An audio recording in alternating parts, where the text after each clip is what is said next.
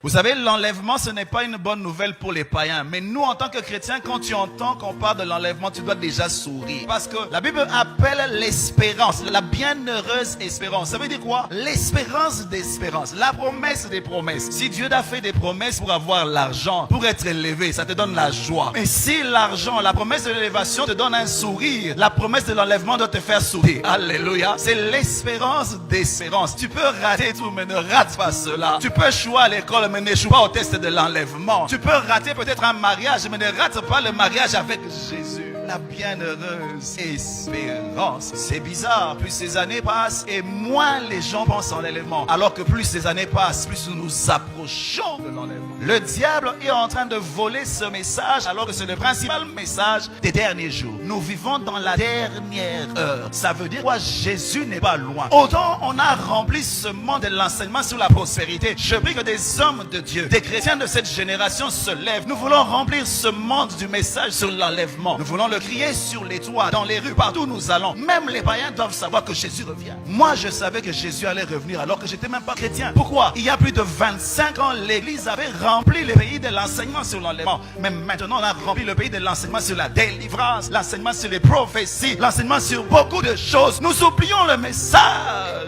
de la dernière heure. Il revient. Il est à la porte.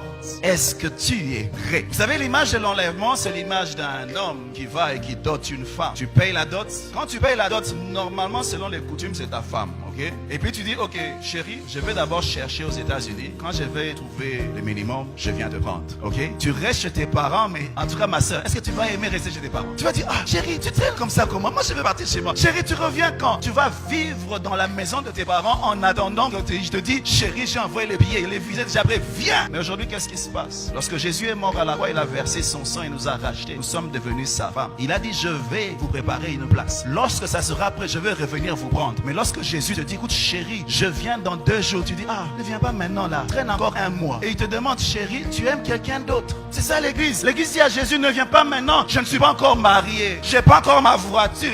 Je n'ai pas encore une maison. Jésus te demande, est-ce que tu es tombé amoureux de mariage plus que moi? Est-ce que tu es tombé amoureux de la maison plus que moi? Est-ce que tu es tombé amoureux de la terre plus que moi? Ça l'église aujourd'hui. Une église qui ne s'attend plus au retour de Jésus. Ce n'est plus une bonne nouvelle. Prêche-nous autre chose. Ne nous parle pas de ça. Parce que nous voulons encore rester. L'église primitive, lorsqu'ils se saluaient, ils se disaient Maranatha. Ça veut dire quoi? Viens Seigneur. Leur prière était dans leur salutation. Combien de fois on se salue? Ça veut dire quoi? Ils vont rester conscients qu'ils reviennent d'abord. Ils voulaient que ce soit vraiment leur vie. C'est ça Paul dit. Il dit nous les vivants. Ça veut dire quoi? Paul, il y a plus de 2000 ans, il s'attendait à ce que Jésus revienne dans son temps. Il vivait comme un homme qui se prépare au retour de Jésus. La vision de l'enlèvement aide l'église à se préparer. Quand un chrétien perd la vision de l'enlèvement, il arrête de se sanctifier. C'est comme ça que le diable est en train de voler cet enseignement. La vision prophétique que tu as détermine comment tu vis maintenant. Est-ce que tu te prépares? Maranatha, viens Seigneur, viens Jésus.